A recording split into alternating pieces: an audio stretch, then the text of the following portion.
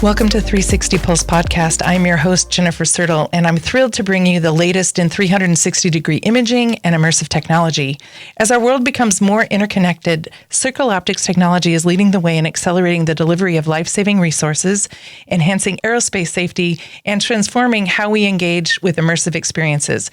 On 360 Pulse, we explore the groundbreaking developments and features and innovations driving this future. Join us as we drive into the heart of immersive technology and the bold ideas shaping our tomorrow. Today's guest is Don Berchoff, CEO of TruWeather Solutions. He's bringing 40 years of experience in the weather and aviation industry to his current leadership role. His extensive career includes a 24-year career in the United States Air Force, where he continuously refined weather operations by leveraging immersive technology and weather risk management principles to improve mission readiness, effectiveness, and efficiency across a very diverse weapon systems in general, and directing science and technology projects at the National Weather Service, where he managed a multidisciplinary teams of both scientists, data experts, and engineers. At TruWeather, Berchoff pioneered the development of innovative software as a service platform that's designed to enhance weather and analytics for the emerging drone and air taxi industries. So that's a lot to say, Don. Glad that you're here. You've had such a long and varied career in the weather industry with your military service and also the private sector.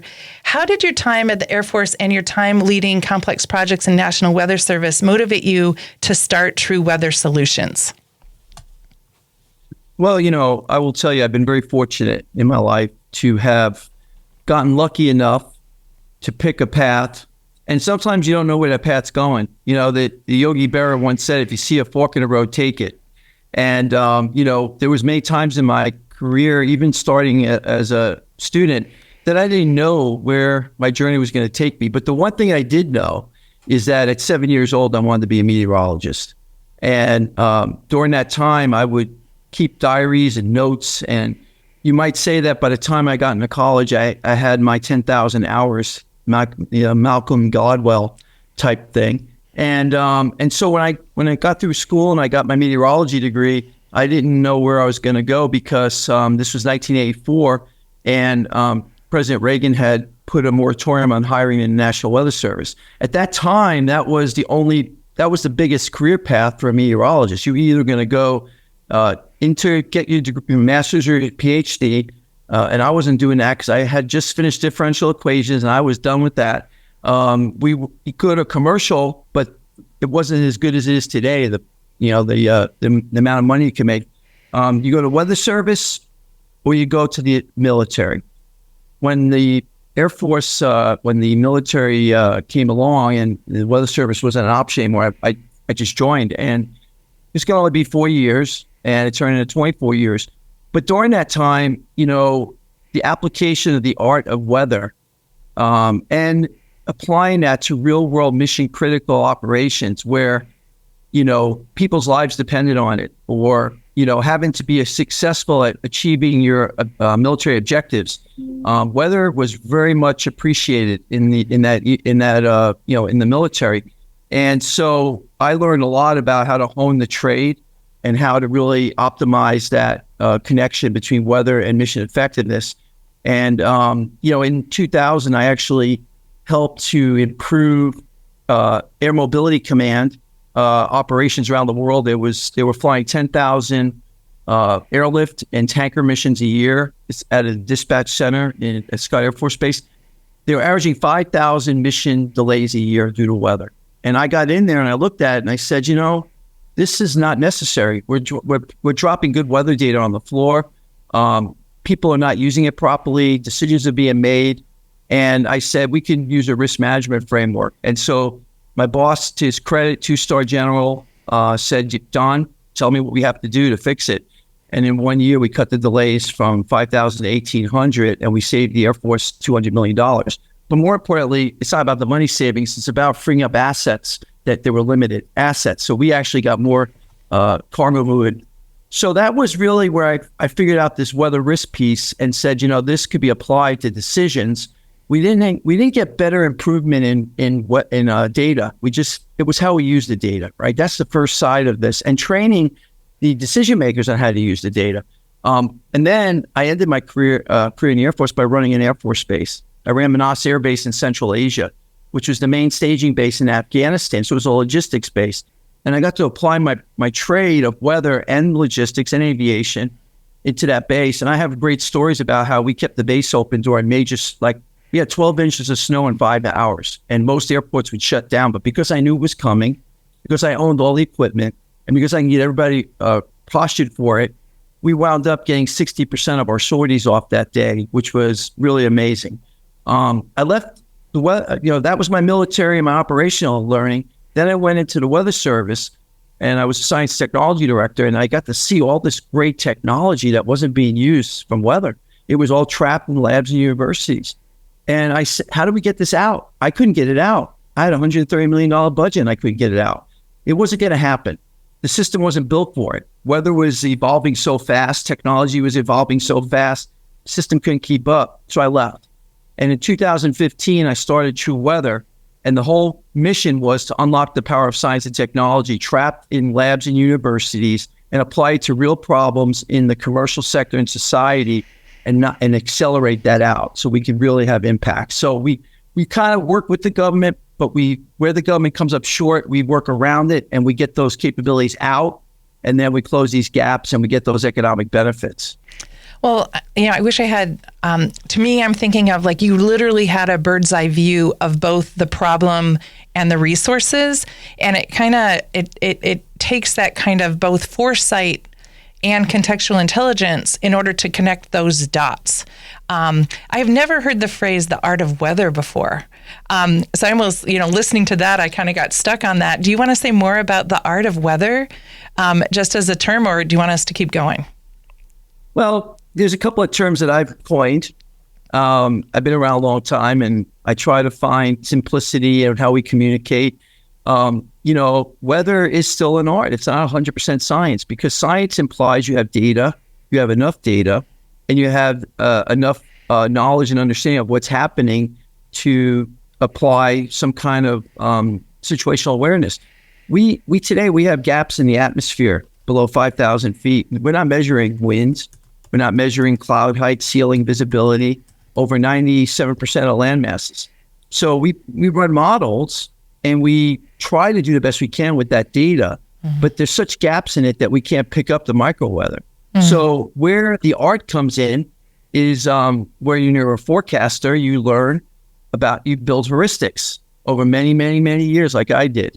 And you learn what's going to happen without anybody else knowing what's going to happen, because the data won't tell you it's going to happen. Wow. And that's the art of weather. Yeah. And so I could tell you, one time I had a colonel when I was a lieutenant, because I was good. I had 10,000 hours by the time I went in the military, and I was ahead of a lot of my peers in that. And he came in, he said, "Don, you have such an imagination," because I would say this low pressure is going to develop on the coast off of Norfolk, and the models that we had then were very raw, and it didn't show it. And I said, "Well, sir, I just know it will."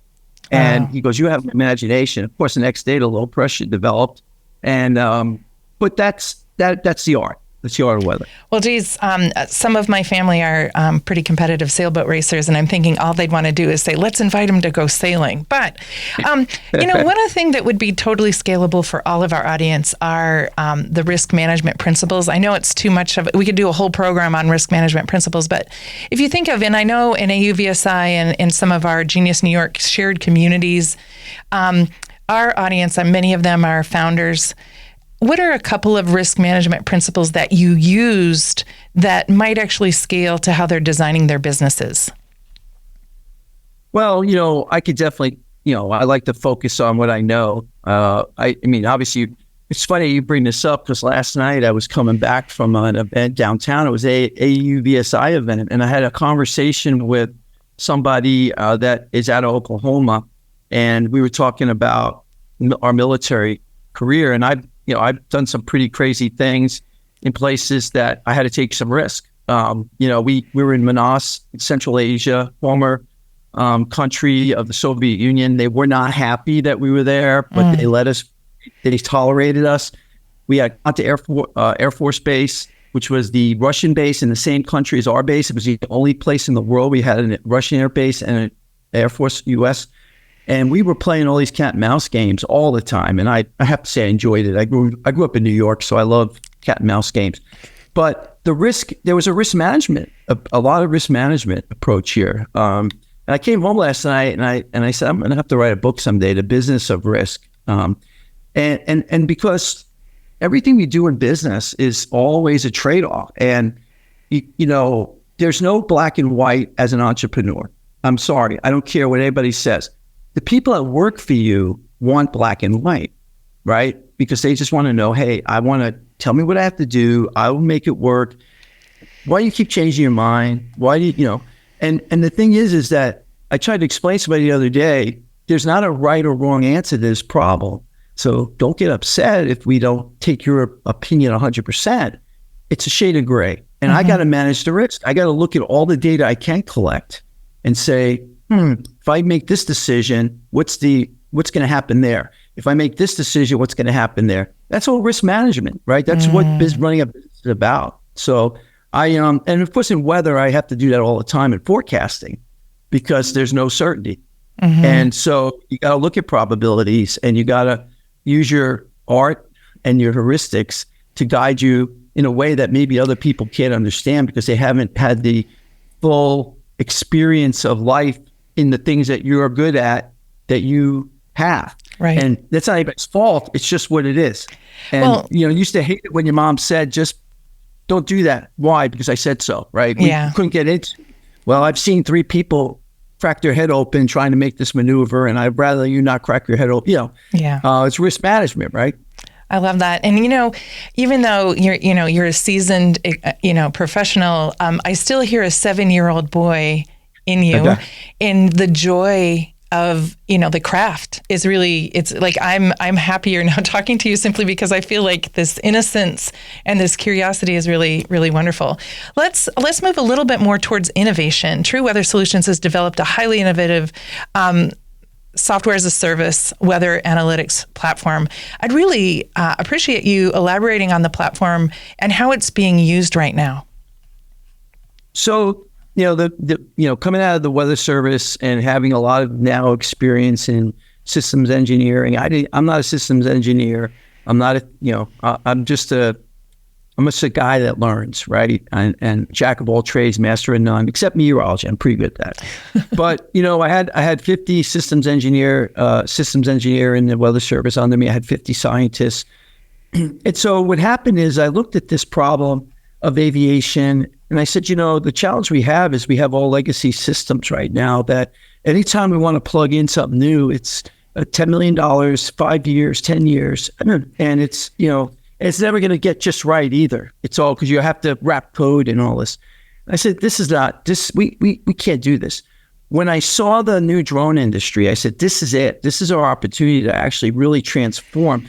And it was only because there was an opportunity that was presented. And that opportunity was this concept of UTMs, unmanned aerial system traffic management. And that was going to be a data performance standards. And the FAA was willing to have a federated system of UTM providers, and they would allow services. So that was the first break. It wasn't like the FAA said, we got to do everything.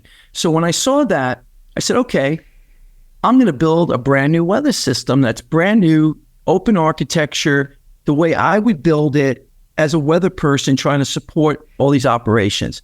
And that's what we did. We started and we built this analytics engine that could take in different data sets. We can fuse them in different ways. We can apply them to specific mission types. We can customize it based on the end user's thresholds and things they care about. And then we add sensors on top of that. And the sensor piece is really important because we have so many gaps. And I said, if we could plug and play sensors into this platform without a lot of cost. In other words, if you go to another weather company and say, hey, I want to plug this sensor into this application, it's software work, right? But we built this from day one, knowing that that's what we wanted to do. So we have this very agile platform. It's going to scale. And, basically our resellers are going to be the UTMs who want to have a weather service that's cutting edge. And then their operators will say, hey, can I put some sensors out there for weather? And they'll go, yep, you can do that because TruWeather can take that data in. And then we could get that back out through our resellers to them on a one-stop shop. And they can use that for their flight planning, their route management, their asset management, what kind of drone we're going to fly. And so we're really taking that military mindset I had and things I heard, and then taking the technology and bringing it together to meet that operational need with some very advanced technology. So I'm hearing, of course, huge amount of foresight, a lot of reverse engineering, and kind of the interoperability principle that allowed that to happen.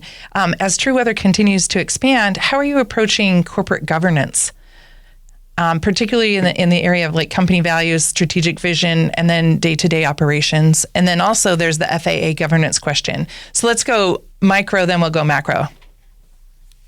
Well, it's not, I was very fortunate. I had a chance to grow organizations in the Air Force. It's always nice when you do that with someone else's money first.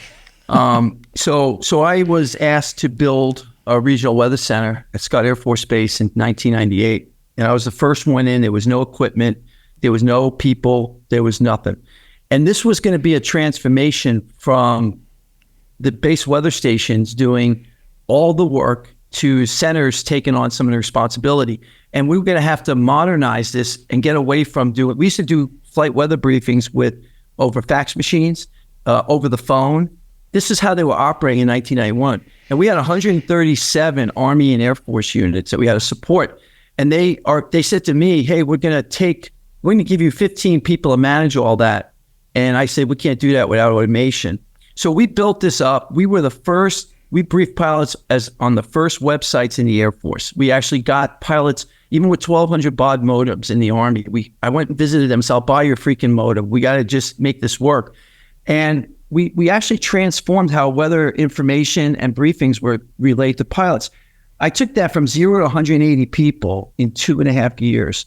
And we were nominated for the Air Force Chief of Staff Team Excellence Award, and we also won Squadron of the Year in 2000. My point of all this is I went through this once before. And so I knew that, one, don't take shortcuts. Build the foundation very, very strong. Like it's extra work. It took me extra hours, but I knew later it was going to pay off because the way we built it, the culture was being built as we went along. And I made sure that when we layered in the next layer, the previous layer really understood the culture and what they were doing. And that really succeeded because I will tell you about it. Third year, I was the commander. I was not working that hard. I mean, literally, I had that place running like butter. Everyone was taking care of all the problems. And I said, that's how I have to do TruWeather. So I'm following that same principle. Yeah. The difference is money, right? And I'm not going to lie. Nobody can know what it's like to be a founder unless you've been a founder. And, the buck stops with you, like Truman said. And when money runs out, there is no mother may I. So you have to really, manage your priorities. You've got to make sure that you have really good idea of what needs to happen first, second, and third. There's no waste. And but to maintain that culture is so important. It can become so easy to get sucked into, I'm running out of money. And you start just doing things without really thinking about the big picture. The last thing I do at night before I go to bed is, did I do anything today to disrupt the culture I want to build? Oh my gosh. In those activities. Because that is so important. It's so important. It's just for a minute, like I just need to pause only because there's so much that you say and I want to make sure our listeners are keeping up. The question you ask yourself at night, say it again, please. Did I do anything today to disrupt the culture I'm trying to build? Wow. That is there's all of people, anybody listening has a question they need to ask at night about disrupting what it is that they intend. And I just think that's such a significant pause. I know you had more to say. I just didn't want to lose that point. Yeah. No. So now we go to FAA, right? So yeah. I knew that for us to totally disrupt the aviation weather business, which is not built, aviation weather is not built for this problem set. I can tell you it wasn't built for helicopters either, but we get away with it because there's people on the aircraft flying them. But when we go to unmanned uncrewed vehicles, there's no way you can know what's happening. And all the heuristics that a pilot had earned through the years is gone. I mean, if you're flying remotely from 1,000 miles from where your drone's flying, you're not even waking up in the same environment that your drone's flying. You can't know what's going on because our data is not good enough. So we had to close that gap. I knew that it meant that we had to crowdsource sensors, but the current weather rules are you have to use certified instruments, and they have to be ASOSs, and they're very expensive. They're $500,000 to $1 million a piece. That wasn't going to happen. We also need data above ground level. So I went to the FAA and I said, look, we got to change this, because right now we're all being delusional about what our weather system could do, even for current aviation. And it's not where we have to go, because we have the technology. Remember the bionic man? We have the technology. We just got to make sure that we allow the private sector to innovate. We can move quickly, but you got to change the rules. So what we did was got with the FAA. To their credit, they agreed, and we started working on the ASTM weather standard 4 years ago. It took 4 years. We got it published in January. And to their credit, it's going to allow for third-party weather providers to participate in this aviation weather system without the high bars that were in the past. It's going to use technology, and it's going to allow us to use different sensor types that are a lot lower cost that the user could put out along a route, up on a tower if you want to see winds. And as long as it meets a certain tier, as long as we know what we're getting, as long as we have a metadata, as long as it's reliable, as long as we can prove all that, it's going to be it'll be allowed. And that's huge. So that's going to open up the innovation. That's going to allow us to crowd the field with better weather data collection, which is going to close that gap that I worry about. And it's going to allow us to get a more efficient economics. I call it weather economics for drones. We're going to reduce the weather tax. Wow. Looking ahead, though, what are some of the most exciting developments on the horizon for both TruWeather Solutions and the broader weather industry at large? I'm really wanting to see what you see as a futurist. There's no one answer to solve weather problems. I want to make that clear, right? No ML. There's no magic. I used to say we don't have two magic beans that's going to create magic ML plant stock. ML has to have real data, right? So weather machine learning is very limited about how it can really significantly improve forecasting. It could help speed up the current forecast process, but it may not produce much better results, except in certain areas, like in precipitation.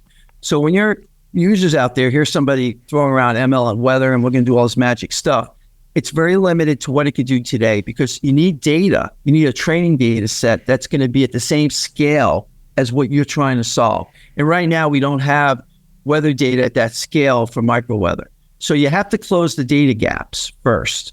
And that's rule number one. Those data gaps are going to come being closed by really amazing technologies that nobody knows about and has thought about. Satellites are always important. We have to continue to use them, but they're not going to solve every problem below 5,000 feet because they attenuate. They're not cheap, and they're hard to turn data around fast enough. If you were trying to, be responsive, in a urban canyon where you're trying to get the winds figured out between buildings where you have a vertiport, satellite's not going to solve that problem. So what we have to do is be smart about how we use sensors and derive data from other sources. And so I'm not going to share with you all those technologies because I'm the one that's going to unleash them. But the bottom line is there's things that would blow your mind that we could bring to bear on this problem. And we're working those right now to close these gaps and get ubiquitous. The keys in the future is if you want the last mile weather to match with your last mile drone delivery, you need data, all right? You can't use what is out there today and expect some miracle to occur. When you're ready to be public about these, I can just see, if anyone here could see his face, it looks literally like a 7-year-old who has a very good secret. My hope is that you'll call us and we'll have another program so that we can amplify first. You'll be the first to know once we're ready to do that. And yes, I am. I have to tell you, I'm having so much fun. I can hear it. I am a curious guy. The reason I loved weather is because it was hard to solve, and I just love hard problems. And I'm not satisfied. Hard doesn't stop what we need to do. There are technologies, and I am having a lot of fun finding those technologies. and helping these young companies who have them define a path for success for themselves, as well as enable our platform to make us better. Tackling complexity, we have Don Berchoff, CEO of TruWeather Solutions. I want to thank all of you for tuning into the 360 Pulse. We extend our gratitude to our partners and supporters, the Institute of Optics, Genius New York, Luminate Accelerator, AFWorks, Cider Technologies, Archangel Imaging, and AUVSI. A special thank you to our producer, Scott Fitzgerald, and the team at RockFox Studios in Rochester, New York, the epicenter of optics innovation. Stay connected with us, subscribe to our podcast, follow us on X and LinkedIn, join the conversation. We're always looking for stories about immersive technology and safety and any technology that deepens the human connection. And if you have a program idea, reach out to me directly at jennifer@circleoptics.com. Thank you for joining us.